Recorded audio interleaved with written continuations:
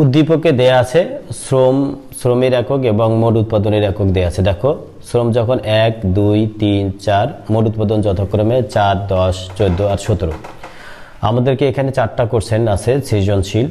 প্রথমে ক নাম্বার প্রান্তিক ব্যয় কি, খ নাম্বার দীর্ঘকাল স্থির ব্যয় থাকে না কেন ব্যাখ্যা করো, গ নাম্বার উদ্দীপকের আলোকে মোট উৎপাদন রেখা অঙ্কন করো, ঘ নাম্বার উদ্দীপকে উল্লিখিত তথ্য উৎপাদনের কোন বিধিকে সমর্থন করে চিত্রের সাহায্যে ব্যাখ্যা করো।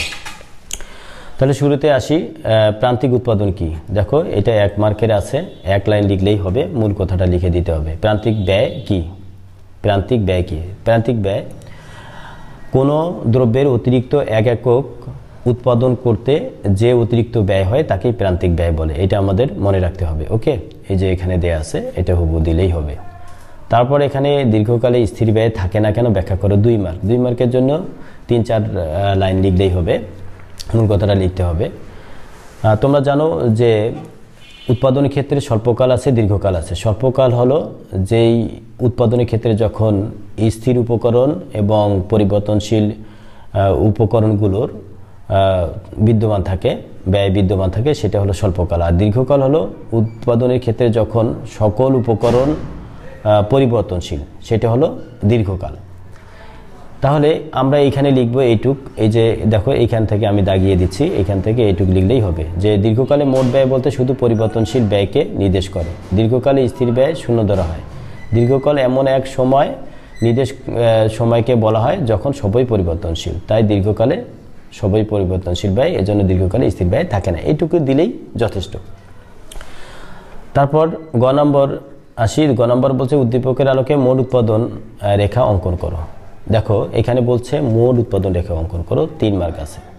তাহলে মোট উৎপাদন রেখা অঙ্কন করার জন্য আমাদের একটা জিনিস মনে রাখতে হবে, কি রেখা অঙ্কন করতে হবে? মোট উৎপাদন রেখা। তাহলে আমরা লম্ব অক্ষে মোট উৎপাদন যেটা চাবে সেটা লম্ব অক্ষে রাখবো, আর ভূমি অক্ষে আমরা উৎপাদনের উপকরণ অর্থাৎ শ্রম নির্দেশ করব। তাহলে আসা যাক, এখানে দেখো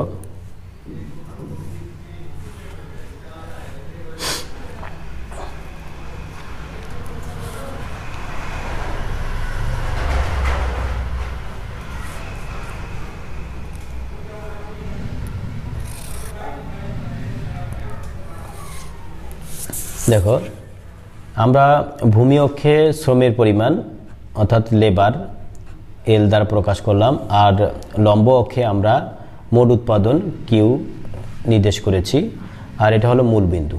এটা কত? এটা হলো মূল বিন্দু।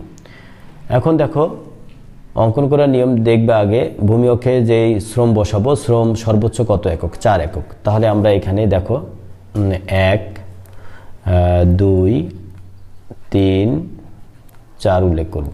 ওকে, শ্রমের পরিমাণ দিলাম। আর মোট উৎপাদন সর্বোচ্চ 17 আছে, সর্বনিম্ন 4। তাহলে আমরা যদি 4 ঘর পর পর 4 একক পর পর লিখি, তাহলে এখানে দেই 4 4 আর 4 8 8 আর 4 12 দেই, 12 আর 4 16 16 আর 4 কত? 20। এই 20 একক এইভাবে উল্লেখ করলাম। এখন আমরা এই বিন্দুগুলো স্থাপন করব সূচি থেকে, যে শ্রম যখন 1 একক মোট উৎপাদন 4 একক, এইটা আমরা লিখি যে মোট উৎপাদন 4 একক, শ্রম যখন 1 একক। এই যে এইটা আমরা উল্লেখ করলাম, যা একটা বিন্দু পাইলাম, এই দুইটা উল্লেখ করে আমরা একটা বিন্দু পাইলাম, এই বিন্দুটার নাম দিলাম এ। আবার শ্রম যখন 2 একক মোট উৎপাদন 10 একক। দেখো তো 10 একক কোথায় আছে? এই 8 আর 10-এর মাঝামাঝি আমরা 10 পাবো। তাহলে এই মাঝামাঝি এইভাবে নিব 10। তাহলে শ্রম কত? 2 একক। এই 2 একক শ্রম যখন 2 একক মোট উৎপাদন 10 একক, যা এই বিন্দুটা নির্দেশ করছে, এই বিন্দুটার নাম দিলাম বি। আবার দেখো শ্রম যখন 3 একক মোট উৎপাদন 14 একক। 14 দেখো তো 12 আর 16-র মাঝখানে আমরা 14 নিব। ওকে, তাহলে এইটা কত? শ্রম তখন কত একক? শ্রম তখন 3 একক। তাহলে এটা যোগ করে দেই। তোমরা স্কেল দিয়ে করবা, আমি হাতে করতেছি এই জন্য একটু বাঁকা হচ্ছে। তাহলে এইটা একটা বিন্দু পেলাম, এই বিন্দুটার নাম দেই সি। আবার শ্রম যখন 4 একক মোট উৎপাদন তখন 17 একক। এই যে 16-র একটু উপরে দিলে 17 আমরা পাবো। ওকে, তাহলে 17 মোট উৎপাদন 17 যখন শ্রম কত? 4 একক। এটা একটা বিন্দু পেলাম, এই বিন্দুটার নাম দেই ডি। এখন আমরা A B C R D বিন্দু যোগ করে দেব। এ বিন্দু, এই যে বি বিন্দু, তারপর সি ডি। এই যে সি থেকে এই যে ডি বিন্দু যোগ করে দিলাম। দেখো এই একটু বাঁকা হয়ে গেল, দেখো এখান থেকে এই যে বি থেকে সি, সি থেকে ডি যোগ করে একটু বর্ধিত করে দিলাম। তাহলে এটাই হলো মোট উৎপাদন রেখা বা টোটাল প্রোডাকশন কার্ভ। ঠিক আছে, এভাবে অঙ্কন করে আমরা ব্যাখ্যা যেভাবে অঙ্কন করছি সেভাবে ব্যাখ্যা দিলেই হবে। এই যে চিত্রে আমি ব্যাখ্যাটাও দিয়ে দিছি, এখানে তোমরা পড়ে নিবা। তারপর বলি, আমরা লিখব যে চিত্রে ভূমি অক্ষে শ্রম এবং লম্ব অক্ষে উৎপাদনের পরিমাণ নির্দেশ করা হলো। এখন শ্রম যখন 1 একক, উৎপাদন তখন 4 একক, যা এ বিন্দু দ্বারা নির্দেশ করা হয়েছে। আবার শ্রম যখন 2, 3 এবং 4 একক, মোট উৎপাদন যথাক্রমে কত 10, 14, 17 একক, যা যথাক্রমে বি, সি, ডি বিন্দু দ্বারা নির্দেশ করা হলো।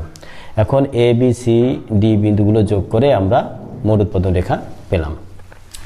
এইটুক লিখলেই হয়ে যাবে, এটা শেষ।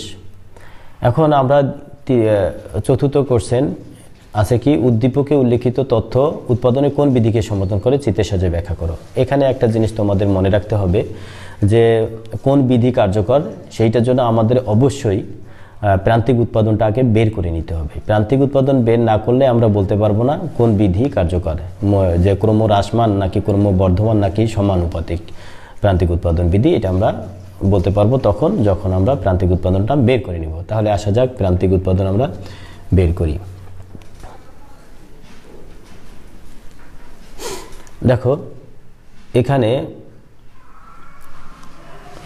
একটা ফলো করো যে উদ্দীপকের সূচিতে উৎপাদনে ক্রমহ্রাসমান প্রান্তিক উৎপাদন বিধিটি কার্যকর হয়েছে। এইটা লেখার আগে যদি আমরা আগে উদ্দীপকে মোট উৎপাদন সূচি হতে প্রান্তিক উৎপাদন সূচি তৈরি করা হলো, এইটুক আগে আমরা লিখব।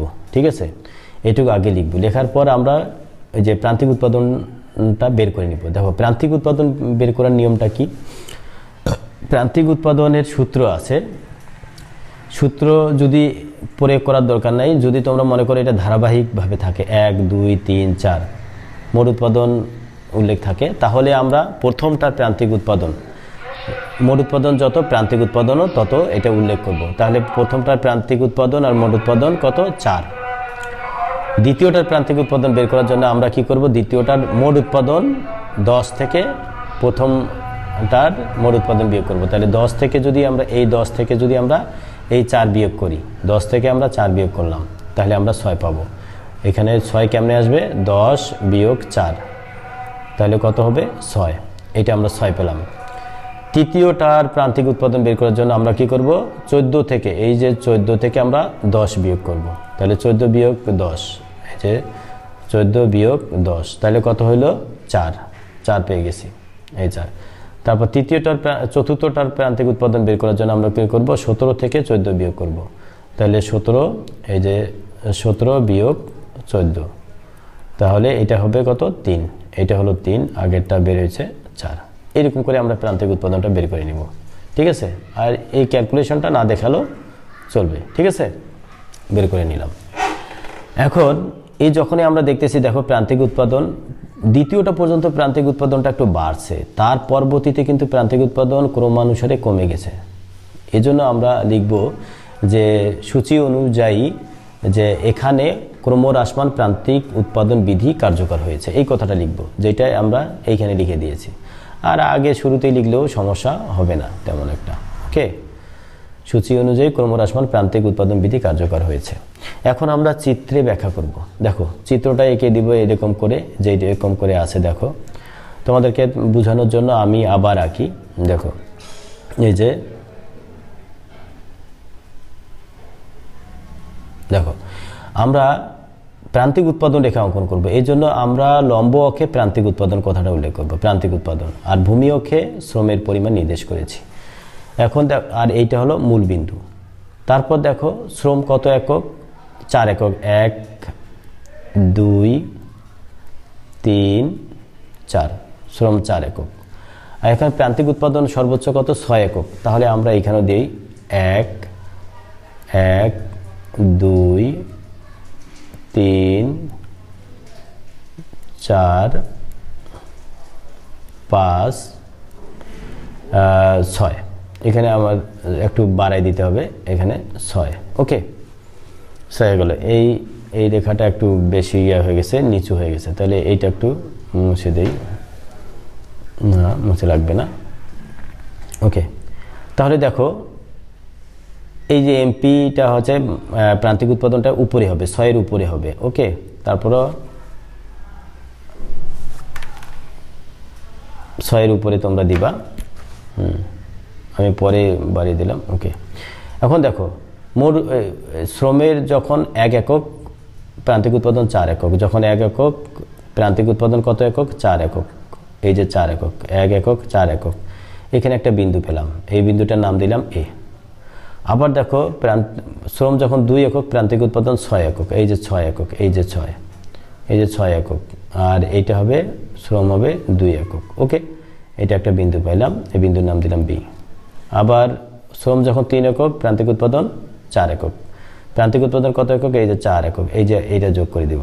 আর শ্রম তখন কত? 3 একক, এটা যোগ করে দিলাম, এইটা একটা বিন্দু পাইলাম, এটার নাম দিলাম সি। আবার শ্রম যখন 4 একক প্রান্তিক উৎপাদন 3 একক, এই যে প্রান্তিক উৎপাদন কত একক? 3 একক, এই যে 3 একক, শ্রম তখন কত? 4 একক, এটা যোগ করে দিলাম, এই বিন্দুটার নাম দিলাম ডি। এখন আমরা এই যে দেখো এ থেকে বি যোগ করে দেব, এ বিন্দু থেকে বি বিন্দু যোগ করে দিলাম, তারপর বি থেকে সি বিন্দু যোগ করে দিলাম, সি থেকে ডি বিন্দু একটু যোগ করে বর্ধিত করে দিলাম। এটা হলো মার্জিনাল প্রোডাকশন। ওকে, এই রেখাটা এই যে এইভাবে অঙ্কন করবা, দেখো তোমাদের অঙ্কন করে দেখাই দিলাম। ওকে, ব্যাখ্যা করবো এইভাবে যে ভূমি অক্ষে শ্রমের পরিমাণ, লম্ব অক্ষে প্রান্তিক উৎপাদন দেখানো হলো। এখানে যখন শ্রম 1 একক তখন প্রান্তিক উৎপাদন 4 একক, আবার শ্রম যা এ বিন্দু দ্বারা নির্দেশ করা হলো। আবার শ্রম যখন যথাক্রমে 2, 3, 4 একক, প্রান্তিক উৎপাদন যথাক্রমে 6, 4, 3 একক, যা বি সি ডি বিন্দু দ্বারা নির্দেশ করা হলো। আর এ বি সি ডি রেখা যোগ করে আমরা যে রেখাটা পাইলাম সেটাই হলো প্রান্তিক উৎপাদন রেখা। এখন আমরা দেখতে পাচ্ছি প্রান্তিক উৎপাদন রেখাটিতে যে যখন 2 একক পর্যন্ত প্রান্তিক উৎপাদনটা বেড়ে গেছে, 2 এককের পর থেকে শ্রম 2 এককের পর থেকে প্রান্তিক উৎপাদন ক্রমানুসারে কমে গেছে। সুতরাং বোঝা যাচ্ছে যে এখানে ক্রমহ্রাসমান প্রান্তিক উৎপাদন বিধি কার্যকর হয়েছে। এটুকুই দিলেই যথেষ্ট।